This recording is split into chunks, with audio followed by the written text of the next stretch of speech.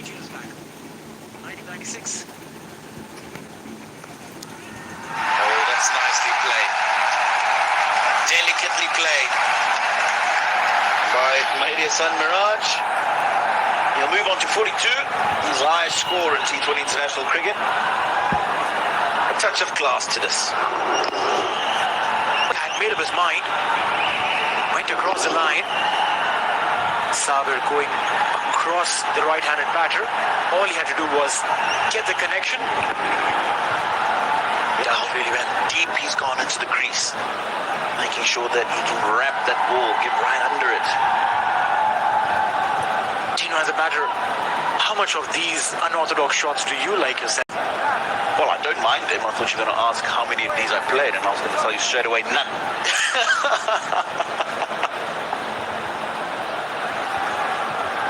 Well, yeah.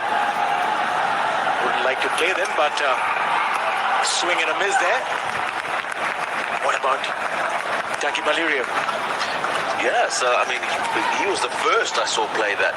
That was in India, way back in 2002, if I remember correctly. Well, we went 2-0 up in that series, and they ended up losing 3-2. But he was the first I saw do that, and I think he scored 50 batting at number 10. Only one who's done that in one-day international cricket, or who had done at that stage. And of course, we saw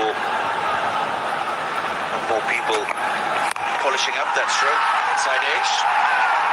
No third man, he will get a boundary. To the pleasure of the fans. Well, that's right. It doesn't matter how they come. But as long as these boundaries keep coming, spectators are getting absolute drama on field. And these bats these days, ooh, you connect. Even if it's off the edge, the ball's flying. Some of those edges are quite thick nowadays.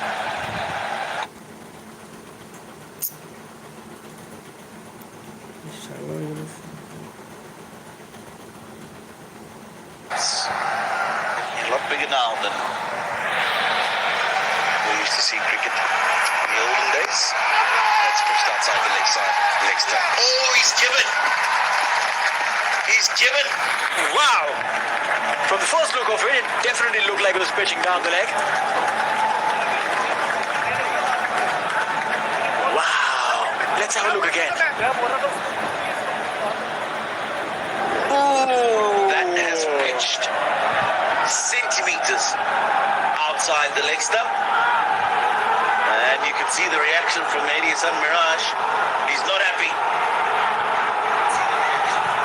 Well, yeah, the giant screen shows the same, and Miraj, there's a certain amount of displeasure, and rightly so. 46, just marginally away from what could have been his first half century. 46 of 37, 122 for 4 in 14.5.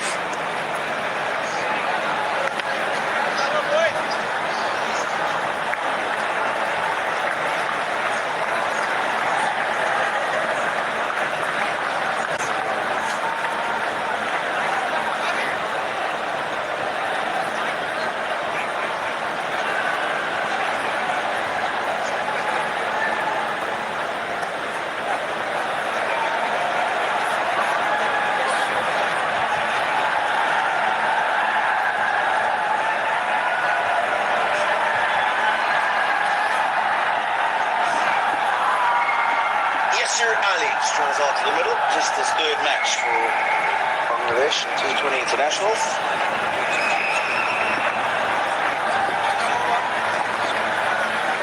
That's why he's there. Judged LBW, Mahdi Hassan Miraj, and has pitched considerable way down the leg side. Fortunate. So he was starting to look really good.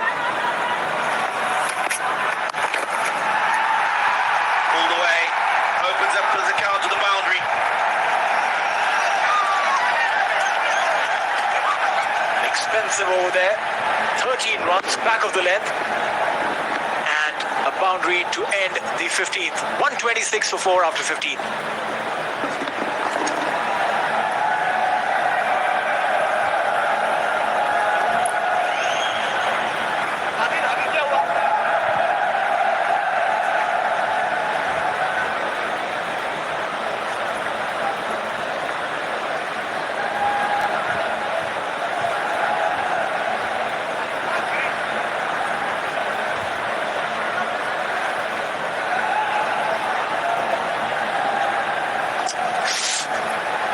for 4 Bangladesh coming into their own more or less in this 2-match series.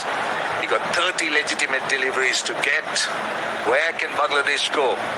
At 10 and over 176, at 12 and over 186. I can't see them going at the current rate. With wickets in hand, they'll be looking to try and accelerate. But this is a good, very good learning curve for UAE. I mean, they had a game in their hands in that first game. But here, Bangladesh are completely, so far with the bat in hand, looking to take the game away from them, looking to dominate. And Zahoor spoken about his experience. And one thing good about Bangladesh here, Shamim, is that the running between the wickets have been good. They look to try and pounce on anything loose. I believe the number of dot balls have been vastly reduced. So these are good signs for Bangladesh going forward, even though they're playing against a lesser nation. Well, it doesn't matter if you're playing against a lesser nation. They gave them a run for their money in the first game. You remember that. So they can't take anything lightly. You're right. That's the point that your rotation of the strike is so very important in any format of cricket. And I suppose they've done pretty well to go to that. They've had a big strike for a 6 or a 4, followed it up with a single. But Yasser Ali, but there have been also 28 dots. Bowling into the pitch, just a single. We do know that in T20 cricket, the accepted percentage, the number of balls that's allowed or what is basically accepted is about 30 to 35, at best 40, nothing more than that. So 28 dots means that Bangladesh are well within it. They've still got 5 overs to go now. How many dots are going to come? Well, that is the question. I really don't think so, because you're into the last 5 overs. Yeah, no, I think this is the time that there will be more runs. If not singles, there are going to be some big ones. They could take the bowling on at this stage, and they got reasonably set batsmen in Mossadegh, Yasir just in. But like to see this man. Promised a lot, delivered a reasonable amount in the Asia Cup, Mossadegh. Inside edge. This is clever bowling. Now he spoke about dots. There goes one. But you see, he exposed his intention too early. He's dancing down the wicket. The bowler has ample time to shorten the length, as you said. And he's very fortunate that he got a bit of inside part of the bat. You see, he's just shooting down. Lucky, firstly, that it didn't go and strike the wickets, and then again the keeper wasn't close enough to try and get him out. I think what Zahoor Khan did well was he bowled it into the pitch, pace off the ball, so the ball really didn't arrive. I think that was the problem with Mossadegh, as he was looking to shape and go over mid-wicket. He's got that entire offside open. This time he gets a single. In fact, it might be 2. They're happy with 1. Not the most convincing looking shot, I must say. He's struggling a bit. Just the thought process that he's going through at the moment. Mossadegh seems to be out and out attack. Now you can actually garner runs by manufacturing shots, proper cricketing shots. At times, batters tend to think it's all big hitting, power hitting, but doesn't necessarily have to be so. You can just use the orthodox shots, use the angles properly, use the pace of the bowler in finding those areas which are not controlled by the fielders. So all in all, I think there's a question of just biding your time for a loose delivery to come along. Well, they're going at little over 8 runs and over, but they'll want to strike at around 10 to 11 runs from here, over at least about 11 or 12 runs. They got 4 overs and 2 balls left, so those are 26 legitimate deliveries. It's about balls versus runs as to what they could get out of the 26 balls. But this over, even speaking about the experience of Zahoor Khan. Now, short third man comes into the circle, backward pointing as well. 5 on the boundary, 3 on the leg side. Into the pitch again. That's been very good. Only a single. That's what he does well. You saw the intention of Yasser. He just coiled up to go for a big hit, but cleverly this guy has just hit the deck and slowed the pace, didn't allow him to try and manufacture that shot. At the last moment, just aborted from going for that big swing. Kids enjoying the performance of the United Arab Emirates team. It's been a good tussle at one point in time, short while back. Bangladesh seemed to be just running away and then get a wicket. They tighten up the bowling. Not too many runs in this over, just the 4 runs. It's been a good one. Over number 16. Last ball of the over. Most of them on strike. That's better. More in control. Running the first run hard. They'll want only a single because that's good fielding in the team. That's a brilliant over. Just 5 runs off it. 131 for 4. 16 overs completed.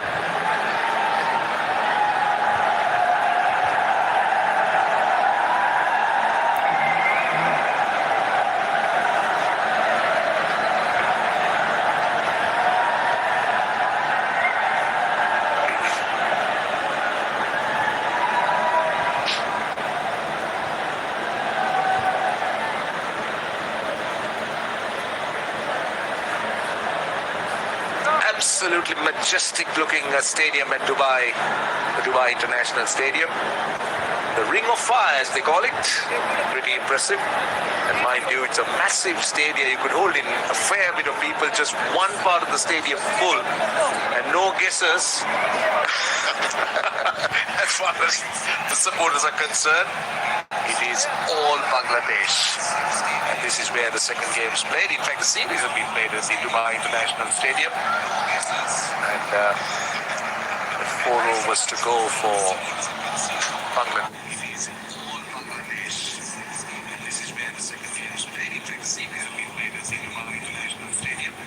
But he'll want to strike it big. This is the leg spinner. Goes a lot of wrong uns. That's what he does. With that action, he tends to slide on, he tends to bowl the wrong un. And sometimes, Shami, what happens with a bowler like this is that batsman would start to play him as an off spinner. Becomes a little bit more predictable. Just before the game started, both of us were having a look at Mayappan when he was practicing. Back to that in a moment.